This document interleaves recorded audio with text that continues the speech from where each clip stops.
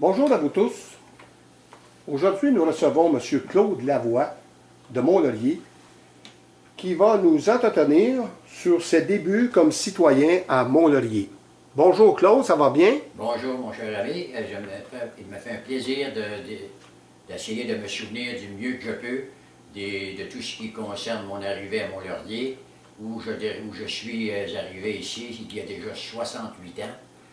Et je dois vous dire que je suis d'abord né à Lévis, en face de Québec. Et je suis arrivé à Mont-Laurier étant voyageur de commerce. Et c'était ma clientèle qui demeurait dans le comté Labelle. Et j'allais en Abitibi aussi, ainsi que dans le comté de Papineau et le comté de Berthier.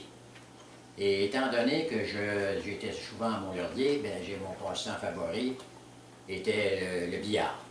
Et il y avait à Mont-Laurier, au sous-sol du magasin Cadieux, la salle de billard d'Alphonse Forgette. Et ce dernier, un jour, me demandait si je voulais acheter la salle de billard en question. Et j'avais à l'époque 20 ans. J'ai dit que ça ne m'intéressait pas du tout, mais 6 mois après, il est revenu à la charge et j'ai accepté d'acheter le commerce en question. C'est à ce moment-là que j'ai acheté la salle de billard. Je dois spécifier que c'était le 9 février 1950. Et donc, par le fait même, je suis devenu citoyen résident permanent ici même à Mont-Laurier.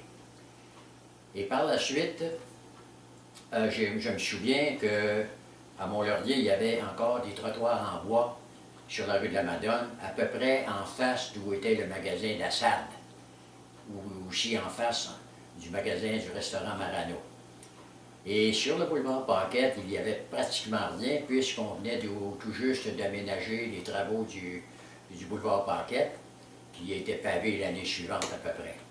Il y avait à cette époque, sur le boulevard Paquette, le vieil Aréna, la station Champlain de Roland Villeneuve, le motel Gaston avec toutes ses petites cabines, et quelques commerces qui étaient très rares, beaucoup de terrains vacants. Et il y avait aussi, où est aujourd'hui le centre d'achat, il y avait là une compagnie de ciment qui s'appelait les Blocs de ciment Simovie, qui appartenait à Édouard Régimbal, mon beau-père, dont j'ai marié la fille Lise en 1954. Et par la suite, j'ai commencé dans le commerce des tables de billard et différentes choses. Et c'est à ce moment-là que la ville a commencé à prendre une grande expansion, je veux dire, dans les années 60 surtout. Il faut dire que quand je suis arrivé, la ville n'avait que 4000 habitants.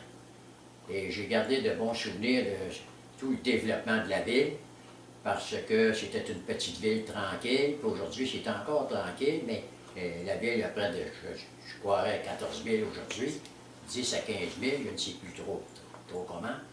Et c'est à peu près là les meilleurs souvenirs que je me souviens, qui sont, à mon avis, importants, si on veut donner une description de l'époque. Alors, j'ai été assez bref dans ce que je voulais dire, et je remercie tout le monde de porter attention à cette description. Merci. Bonjour.